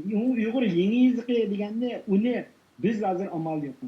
Abay deb agar Xitoy hukumati yangi yoziq qaytinglar deydigan bo'lsa, vatandagi 15 million Uyg'ur millati shu bir kechada qayta oladi. Lekin biz chet elliklar nima chet elliklar qanday qilamiz, yana o'zimizning petim ishib ketamiz, shuni qabul qilmaymiz deymiz, lekin uningdan bir to'saqmiz. Uningda o'tishga harfni taqtab qo'shma harflar hamda jishishidan boshqa hech qanday yo'q, faqat neydi bor. Endiki o'zgartish to'g'ri keladigan bo'lsa, 4 o'zgartish to'g'ri keldi. Masalan, inglizcha harfni-ku, inglizcha harfni bevosita qabul qilgan bo'lsak, 4 ta o'zgartish to'g'ri keldi. Yana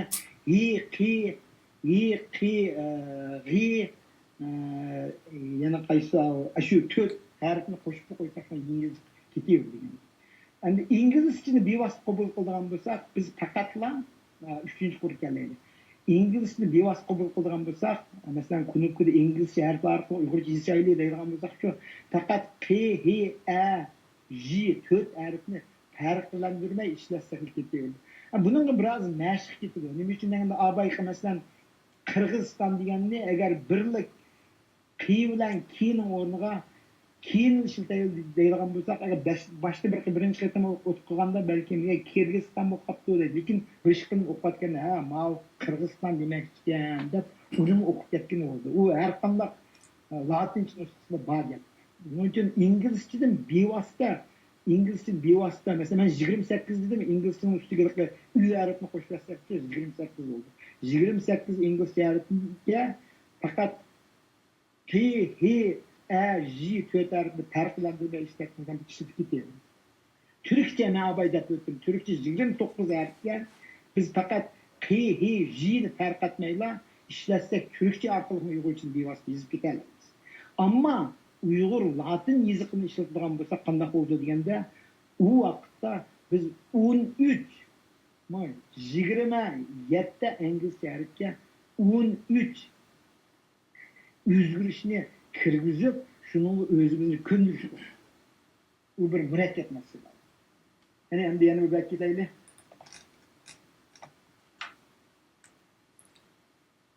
Hoş 12. betni açtım. Konu taxtaları varken. Bu endi o'zimniki yan telefonim. Endi har qanday hozirgi zamonda har qanday shu yan fonda yoki aql fondanda aql fonga biz Uyg'ur fontlarni tushirib oladigan bo'lsak, nega varsiz, nega yursiz Uyg'ur uchun bevosita qilamiz. Bunun da kolaylık iş var mı? Benim bana kolum telefon turuptu, Hüseyin'imizden kolum telefon, Hüseyin'imiz şundak oldu, nurgun Uygur vallahi hazır özünün telefonunda Uygurca makallarını yazıp bütün dünyada Uygurlar ve Uygurca alakalı. O alet biliş anki bir tesis emez. Ben bunu mektepli birisinin okutan yeri yok. Fakat bir inimiz ağır, 5-6 yıldan burun biz uyup ketganda yo'q, men nayeti bir yarım saatlik vaqtini chiqarib, mening kompyuterimni tushirib qo'ygandim. Men 2 kun ishlatiblar, bo'ldi. U latin yoziqidan bu, yeni yoziqidan bu, yeni bir yoziqdan nima kerak deb hozir tamamen shuni ishlatib olibdi. Shuning uchun sizlarmi mendan balki yasharoqliginglar jiqaroq qo'ymayman, mendan yishinglar cho'ng bo'lsin. Shuni tushirib ishlatganlar ishlab ketaversizlar. Nim degan bir rahatlik ish, Uyg'urchani bevosita qo'lingizdagi telefonlar orqali yozasiz, har qanday Uyg'ur bilan butun dunyoda Uyg'ur bilan Uyg'urchilar aloqa qilisha olasiz. Nim degan afzal yaxshi ish bu. Nima uchun shuni qilmaymiz? Buni agar tushirimiz ne bilmaydiganlar bo'lsa, men yaqinda bir o'zim bir qisqa video ishlab, Facebook'imga chaplab qo'yay deyman. Ammo yoshlar endi bu ishni yoshlar qismiga deb o'ylayapman.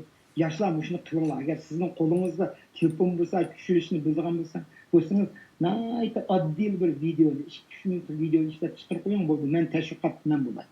Hüseyin inimiz şunun teşvikatı buldu da koyulayım. Biz teşvikatı bulup şunu teşvikatı. Elbette ben bunu kollayım. Eğer bu tilizlik meselesinde bununla katılan töhbeler bulup kalsa her zaman bizim kırındaşlık studiyası bunu kollaydı, kuvvetleydi. Bulabın teşvikat sahasında olsun meyle. Bir plan proje bo'lib qolsa, men qo'llab quvvatlab projeye qatnashishga tirishim inshaalloh. Rahmat. Endi men yana bir qancha slaydni men chaqqanlik tugatay, endi men yerda men misolni ko'rsatganlik sabab 13-betda. 13-bet keldik. 13-betda men shu jadval orqali faqat nimani ko'rsatyapman deganda, men o taxi bir qism o'zinglar ko'rdinglar.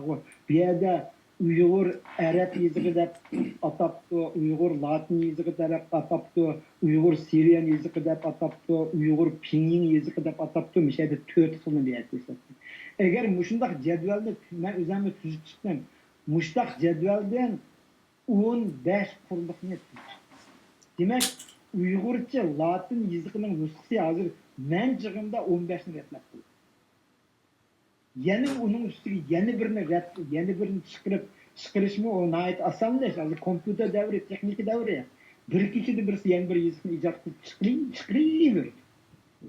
Lakin o birkaç kimlik faydası oldu. Belki Pakistan'ın bir yer koyan aşağıda Pakistan'ın yeri bir mealdeki azalar alakası faydası oldu mümkün. Belki Amerika'daki bir yerdeki özara alakasına paylaşıyor. Lakin o ortak paylaşımdan nima bo'lanmaydi. Mesela bir şeydik narsa yazılı tutsak Mao Uyghur Sirik yazıqı yazgan bolsak, albatta öz vaqtida ruscha tilida o'qiganlarning hammasi o'qalaydi. Lekin ruschani harfini bilmaydiganlar o'qolmaydi. Shundaymi? Shuning uchun men bu yerda buni ko'rsatishga maqsad, yana qaytadan yana bir yiziqni ijod qilishga hargiz vaqtni isrof qilmayli deganlikdan iborat. Endi qani 14-ni endi qayta deyishning 14. de yangi Latin yazıqlarını siliştirish debdi. Bu herhalde birazdan aldı bunu değiştik mi? Yo'qmi? Deyishgan buni o'tkazaylik. Bu yerda men boshqa bir nuqtalarni demoqchi edim, lekin bu yerda o'tkazsak bo'ladi. 15-si qisqacha xulosa. 10-dan ben o'qitib o'taymi bu yerda meniki tavsiya qiladigan nimam shu endi. Buni o'qitib o'tay endi. Yani qisqacha xulosam nima deganda, Uyg'ur yoziqi allaqachon umumlashtirib bo'lgan bir mukammal yoziq. Uyg'ur ilifbasini latinchilashtirishga kuchayganlik vaqt isrof qildigan bir ish bo'lib, yoziqimizni buzishdan boshqa hech qanday rol o'ynamaydi deb qarayman. Yoziqimizni muajiratdagi avlodlarimizga qoldirib qo'yishdagi eng yaxshi tadbir ularga hozirgi zamon Uyg'ur yoziqini o'rgatib qo'yishdan iboratdir. Bu jihatda Uyg'urcha maktablarda o'qigan, menga o'xshashlar emas, Uyg'urcha maktablarni tutilgan, o'qigan, Uyg'urcha saviyasi bir qadar ustun bo'lgan, dunyoning har qaysi mamlakatlariga o'rnashib qolgan Uyg'ur ziyolilarimiz, olimlarimiz, tilshunoslarimiz bak cho'ng rol o'ynaydi. Endi men mishaga shuni qistirib qo'yay, shu butun dunyodagi barliq Uyg'ur tashkilot jamiyatlarimiz uchun nihoyat cho'ng kuch qo'yadi. Radio masalan, radio deb olamiz, endigi nurg'uncha torbatlar bor. Bular hammamiz agar ashada bizning faqat birli yizg'imiz bor degan tushunchada bo'lib, shu Uyg'ur yiziqidagi materiallarimizni nashr qilgan bo'lsak, yoshlarni qarab, bizning yiziqimiz shuki. Amaliyat shu, bizning yiziqimiz shu. Yana boshqa yiziqni u yerda qaqqa chiqib qaymoqtirishning nima ajdi? Shuni tavsiya qilaman. Agar biz maqola, yozma yoki asarlarimizni o'qiganlarning vaqtincha ehtiyojiga qarab har xil yiziqlar yozib tursak yoki bir qancha xil ilifbalarni o'z ixtiyorimiz bo'yicha ishlatib tursak, kelgusi avlodlarimiz ne qaymoqtirdigan holatga silib qo'yib, ularning Uyg'urcha o'rganish qiziqarligini yo'qotib qo'yamiz.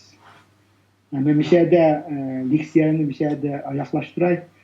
Qolgan yana savollar bo'lsa, bir 5 minut vaqtimni chiqarib javob berishga tirishman. Rahmat, Allah razı olsun.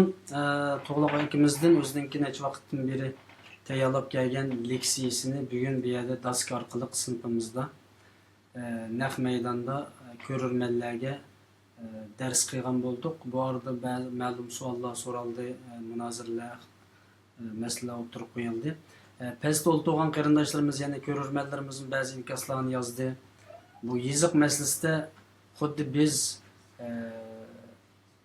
bugun bu yerga chiqib yangi bir yiziq ijod qilamiz yoki yangi yiziq ijod qilayotganlarni butunlay to'simiz degan masala emas, faqatla bizningki masalan hozir 100 Uyg'ur bo'lsa 100 Uyg'ur 100 xil yozadi ekan. O'sha inkosini-chu. Masalan birisi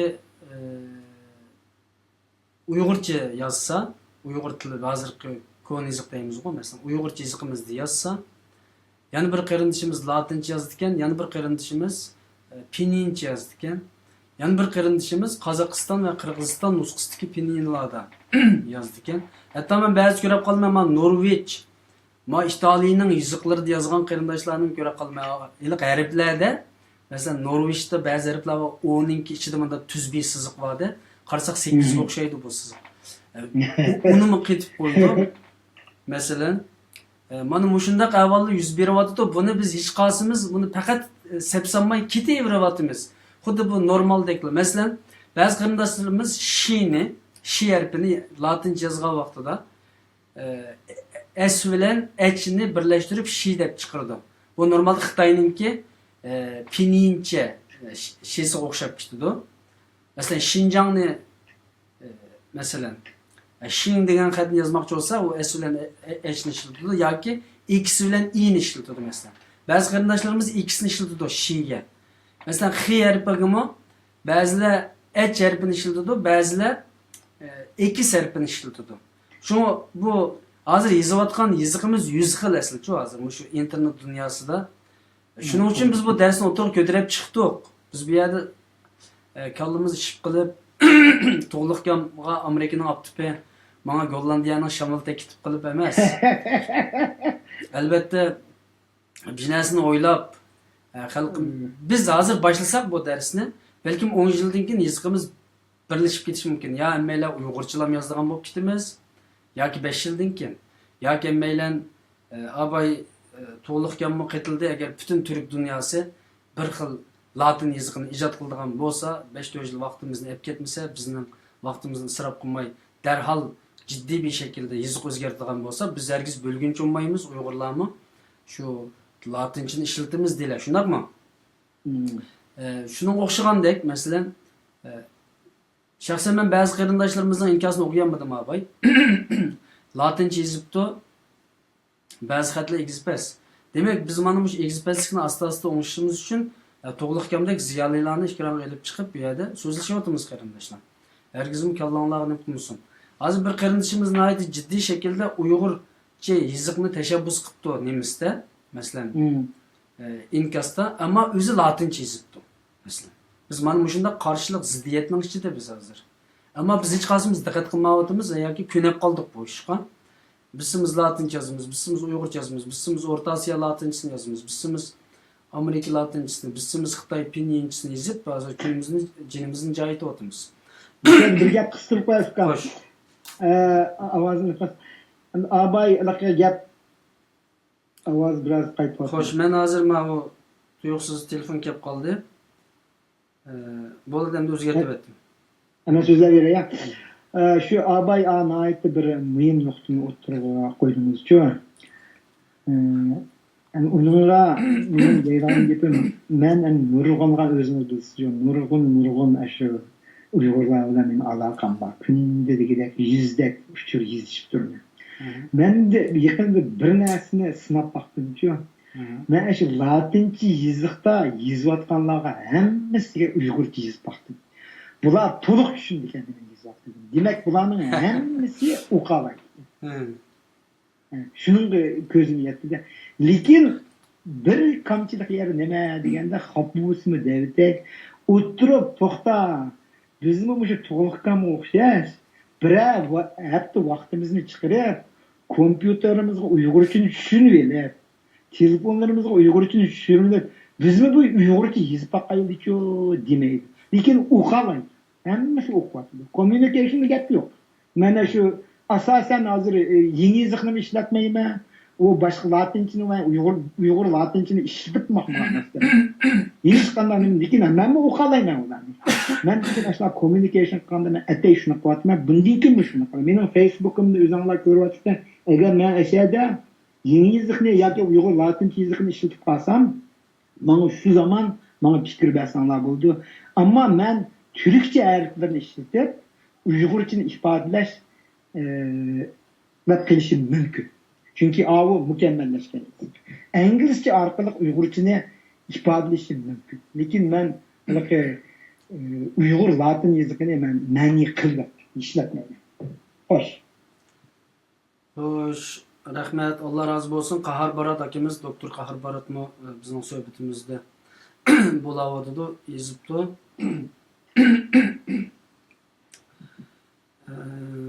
Kechiring qarindoshlar, gelimni biroz degandek. Xo'sh. Latincha silishtirganda birasi tiz o'qishga bo'ladi, uyg'urchani demakchi o'xshaydi. Qarakimiz latincha silishtirganda birasi tiz o'qig'ili bo'ladi debdi. Ya'ni uyg'ur tili normalda men yaxshi biladigan til, ya'ni uyg'ur bo'lganda ekan. Ammo bu hozir bu aralashib ketdi. Bu aralashib ketishlarni xuddi bugungi bizning darsimizda shu uyg'urcha hesapta bir qarindoshimizdan, yani ikki qarindoshimizdan boshqa qarindoshlar asosan buning qaytildi deb qarayman. Bir qarindoshimiz O'rta Osiyodan yozibdi. Uyg'urlar dunyoga chechilib ketdi, biz latincha ishlatishimiz kerak deb. Yana bir qarindoshimiz bu bexatarlik tufayli Xitoylarga o'zimizni tutqazmaslik tufayli latincha ishlatsak, ya'ni pinin yoki latincha ishlatsak, Xitoylarniki gap so'zlarimizni suzib olishda biroz tezga to'xtaydi deb bundaq fikrlarni yandan o'tirib qo'ygan bo'libdi. Asosan ham bu Uyg'urcha ishlatsak yaxshi bo'ladi degan yerga kelyapti qarindoshlar. Masalan, 85 yoshli buvamga bir haftada Uyg'ur kommunizm o'qishni yozishni o'rgatib bo'ldim deydi. Qarindoshimiz 85 yoshli buvasiga bir haftada Uyg'ur yozishini o'rgatib bo'libdi. Bir debdi qarindoshimiz har vaqt taklif beraylik, qalaymiqa yoziqni yozgan qarindoshlarga go'zal yoziqimizni qadrlaylik deganlar bo'libdi. Alloh rozi bo'lsin. Agar oxirgi so'zlar bo'lsa oson bo'ladi, bo'lmasa programmani oyoqlashtiring. Bo'ldi, men oxirgi so'zlaydigan so'zim shu abayqa sizning oxirgi sizga eng oxiri javob bergan qartlarda deyman. 85 yoshli ota-onamiz bo'lgan bo'lsa, shular yetib qo'yaylik, Uyg'urchani, kompyuter qanday ishni tekshirni qanday. Endi yana bir tarafdan 5 yoshli bolalarimiz bo'lgan bo'lsa, shularga shu eng olmaganda ABC'larni kutib. Shu vaqtida bizning bu millatimizga uchun umid bo'ladi. Endi men Husayn bilan uzun bu to'g'rida paranglashdim. Bir millatningki tili shu millatningki eng muhim nimalardan biri, shundaymi? Yiziq tilningki eng muhim. Agar yiziqni yoza oladigan bo'lsak, faqat so'zlaydigan bo'lsak, biz yana millatimizning an'anasini saqlab ketamaymiz, kulturni saqlab ketamaymiz, madaniyatni saqlab ketamaymiz, biz urf-odatni saqlab ketamaymiz, qoida-usullarni saqlab ketamaymiz. Bularning hammasini saqlab kelish bilan eng oxirgi nima keldi deganda, tilga keldi, endi yiziq keldi. Shuning uchun yiziqqa bu mencha bu yiziq degan masala biz shu muhojiratda yashayotgan Uyg'urlarga nisbatan bir eng muhim masala. Men bu yerda ma'gapni chet elda 30 yil yashab, men shu xulosa qildim. Men bundan keyin o'zimningki barliq shu nima bilan shu Uyg'ur yiziqini, Uyg'ur madaniyatini, Uyg'urningki tarixini, Uyg'urning dinini shu yoshlarga yoki o'zim bilan tanlayga tavsiya qilishga tirishman. Rahmat hammalarga. Husayn, sizga bak rahmat, deb avval o'ldingiz. Alloh rozi bo'lsin, sizga ko'p rahmat. Bugungi leksiya xarakterdagi darsimizni aytdi, jiddiy davomlashdi. Ham bu tunji qitim men daskilib bir suhbat o'rinlashtirishim inshaalloh kelgusi zamonlarda texnik ko'p olimlarimizningki konferans leksiyalarini bu dask shaklda chiqarib berishga tirishima, texnik ilg'or uskunlarni qo'llanishga tirishima, chunki ilmni o'ttirib chiqishimiz kerak. Ba'zan qarindoshlarimizga nisbatan hamda bu nima deyotganda deb qilishi mumkin, u endi o'zining kallasidagi masala. Biz endi biz til yana to'liqkam til masalasida tadqiqotchi, ma'lumot ilmida mutaxassis bo'lish sifati bilan bu narsani necha sarf qilib buni yozib chiqibdi. Bu bir ilm hamda. Ammo ba'zilarga nisbatan u ilm qatorida sanalmasligi mumkin, chunki ularning saviyasi shunga loyiq bo'ladi. Biz bu yerda davomli Sharq Turkistonni ozod qilaylik, vatanimizni mustaqil qilaylik. Xitoylar vatanimdan chiqib ket deb to'g'rilayolmaymiz. Bu yerda dars qilamiz, ilmiy masalalar bo'ladi. Bu bir jahon ayniki. Bu aynakda biz xalqimizga o'zimizningki qo'sqiq ilmlarni, bularni olimlarimizning, ya'ni doktorlarimizning, professorlarimizning, ustozlarimizning ilmlarini bu xil shaklda chiqarib berishga bundan keyin tirishimiz inshaalloh. Ya'ni bu xarakterda sizningki yana tuzgan konferans shakldagi leksiyalar bormi? Ya'ni bundan keyingi dars qilib qolsak buni so'rayman. Ya albatta unga men har zaman tayyorlayman deb o'tdim. Bundan keyin men o'zimning PK vaqtlarimning mutlaq ko'p qismini shu tilga, yoziqqa, madaniyatga, urf-odat shularga berishlayman. Endi mening Facebook'imga kirgan bo'lsanglar, shu ko'rinmanlar, siz balki bilasiz, men shu yaqinda bir qancha shunga yordam qilayotgan shaxsiylar bilan shu bir yurish Uyg'urchani tanishtiradigan videolarni ishlab chiqaryapmiz. Mening bu yilgi asosli qilgan ishim shu. Başka işlerini kılmaydı dep oylap kalmanglar, men çıkışka alırsın adam. Demek aşınımda şunu Allah özаңlar razı olsun. kirep aşını. Endi mening chiqargan narsamning hammasi, shuni o'zi chiqargan bu tarqilish bo'ladi. Men buni xalqimga sundim. İşleyen videolarimni shu har qanday yer taqasinglar bo'ldi, o'zinglar ishlasinglar bo'ladi. Ham yordam kerak. Shunda aytaylik, yordam kerak. Ayrimman qatnashsangiz birlashib mushtaq ishlarni qilishimiz. Rahmat. Allah razı olsun, rahmet. Bugünkü programma qatnaşqıç qarindaşlardan Allah razı olsun, embahligerlerden Allah razı olsun. İnşallah davamlıq bunundan keyin mana mushundaq konferans leksiya şekildeki dersler ba ahli ulama, ustaz, doktor, alimlerimizni men ekranlarga taklif qilib derslerini leksiya şekilde elib bir sharoit yaratib berishga tayyorman inşallah. Ve bunun layık qarindoshlar bo'lib qolsa, men bilan aloqalashsa bo'ladi va yoki tavsiya qilsa bo'ladi. Herhalde ilmimizni ekran orqali bugungi do'stga bizning ekranimiz bo'lib qoldi qarindoshlar. Biroz taraqqiy qilaylik. Dunyo 21-asrda, biz 17-asrda qolmaylik. İnşallah dunyoda nima o'rgatilayotgan, nima so'zlanayotgan, nima qo'llanilayotgan bo'lsa, biz shuni qo'llanaylik va shu orqali birlikda taraqqiy qilaylik. Uyg'urlar taraqqiyotparvar bir xalq. İnşallah Allah razı olsun. Bu suhbatga nəhayət çıqıb sərib qoyğan To'liq Abdurazaq akamızğa rəhmət etmə və bu inşallah dərslərimizni, videolarımızı dünyaya taqıtışqa səbəb bolayotgan qarindaşlarımızdan hamısını mən ayrım-ayrım həm bəhrləyən qarindaşlarını mən mındaq nim qılıbatımə rəhmətimni bildiriş yüzündən qollaş konukisini besibatımə davamlıq şu qarindaşlarımızğa. Sonra həm bəhrləyən qarindaşlardan Allah razı olsun. Hammalarını Allah'a tapşırdım. Yeni bir qatımlıq programımızda görüşküş aman bulunlar.